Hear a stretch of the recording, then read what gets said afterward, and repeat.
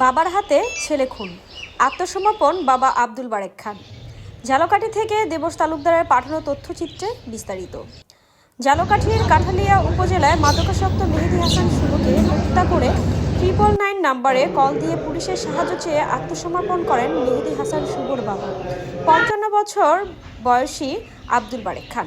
খবর পেয়ে কাঠালিয়া থানা পুলিশ ঘটনাস্থল থেকে মেহেদী হাসান শুভকে 25 বছর মরদেহ উদ্ধার করেছে। একই সময় শুভর পিতা আব্দুল বারেক খানকে গ্রেফতার করে কাঠালিয়া থানার পুলিশ।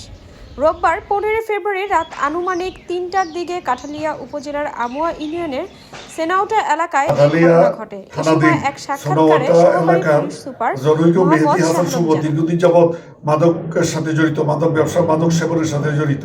সে বিভিন্ন সময় তার পরিবার সহ আশপাশের লোকজনদের ব্যাপক ভয়ভীতি প্রদর্শন করে এবং মারধর করে, অনেক সময় লোকজনদেরকে দা দিয়ে কূপ দেয়। এরই ধারাবাহিকতায় গতকাল তার দাবিকৃত 3 লক্ষ টাকা তার পিতা দিতে না পারায় সে একটি দাও কিনে আনে এবং ভয়ভীতি দেখায়, ঘর ভাঙচুর করে বলে যে টাকা আগামীকালের মধ্যে না দিলে তাকে খুন করবে। যেহেতু তার পিতা তার সম্পর্কে আগের থেকে অবগত, নিরাপত্তাহীনতা ভুগতেছিল এবং নিরাপত্তার কথা বিবেচনা করে, তার পরিবারের অন্যান্য সদস্য, স্ত্রী, সন্তানের কথা বিবেচনা করে উনি নিজেই দা দিয়া কুপিয়ে তার 25 বছর বয়সী সন্তানকে হত্যা করে। পুলিশ সংবাদ পেয়ে তাৎক্ষণিকভাবে ঘটনাস্থলে উপস্থিত হয় এবং লোকজনের সহায়তায় উক্ত খুনিকে গ্রেপ্তার করতে সমর্থ হয়।